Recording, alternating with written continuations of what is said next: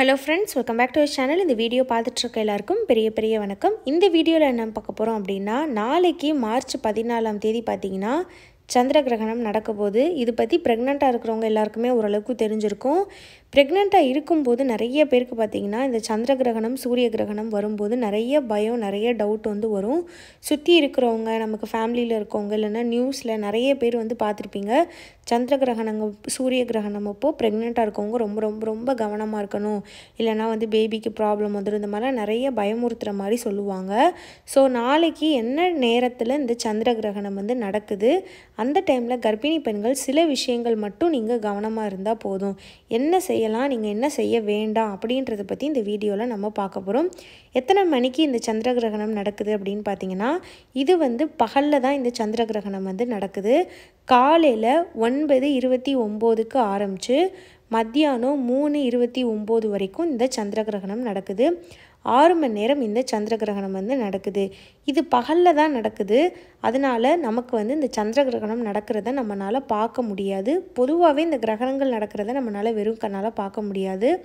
அதுவும் இது பகல்ல தான் நடக்குது அப்படின்றனால நமக்கு எந்த பக்கம் இந்த கிரகணம் நடக்குது அப்படின்றதெல்லாம் நமக்கு உணர முடியாது. ஆனா இந்த கிரகணம் நடக்குது அப்படின்னு சொல்லியிருக்காங்க.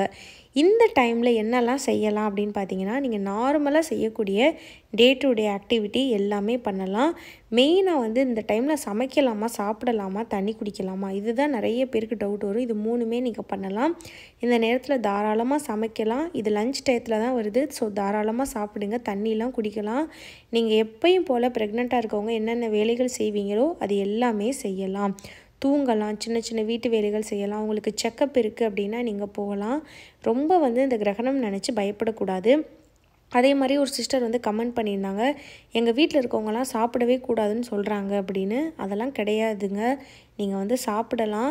டாக்டர் யாருமே பாத்தீங்கன்னா அந்த கிரகணத்தப்போ நீங்க சாப்பிடக்கூடாது பட்டினி கிடக்கணும் சாப்பிட்டா அந்த ஃபுட் உங்களுக்கு ஒத்துக்காம போயிடும் ஃபுட் பாய்சன் ஆயிரும் இந்த மாதிரிலாம் யாருமே டாக்டர் சொல்லவே மாட்டாங்க.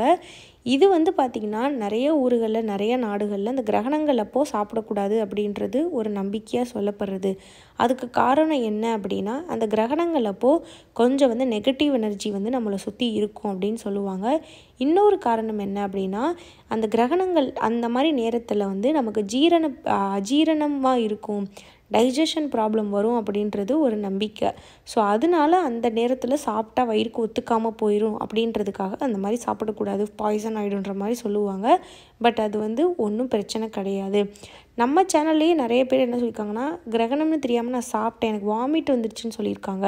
அது காரணம் அது ஒத்துக்காமல் உங்களுக்கு டைஜஷன் ஆகாமல் போகிறது காரணமாக தான் இருக்கும்.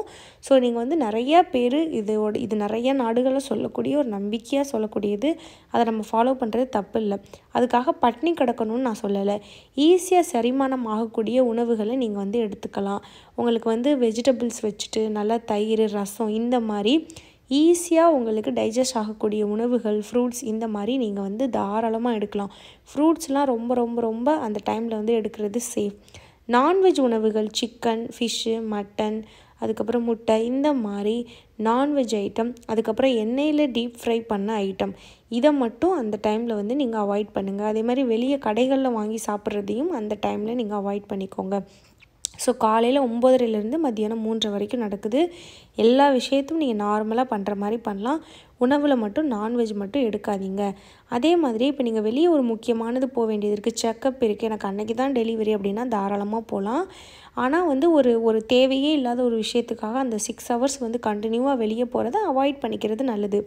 நம்ம உட்காந்துக்கிட்டு இதனால பிரச்சனை இல்லையா அப்படின்னு நம்ம ஆராய வேணாம்.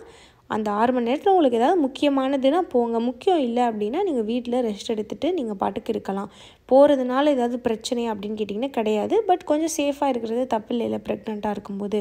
இந்த 2 விஷயத்த மட்டும் நீங்கள் மைண்டில் வச்சுக்கோங்க போதும். மற்றபடி நீங்கள் வெளியே போகிறதுனால பிரச்சனை அந்த மாதிரிலாம் கிடையாது. நார்மலாக நீங்கள் பண்ணக்கூடிய எல்லா ஆக்டிவிட்டியும் பண்ணலாம். தாராளமாக தூங்கலாம் சாப்பிட்லாம் தண்ணி குடிக்கலாம். நீங்கள் பயப்படாமல் ரிலாக்ஸாக இருந்துக்கோங்க. இதுக்காக தான் இந்த வீடியோ. இந்த வீடியோ பார்த்த எல்லாருக்கும் ரொம்ப நன்றி.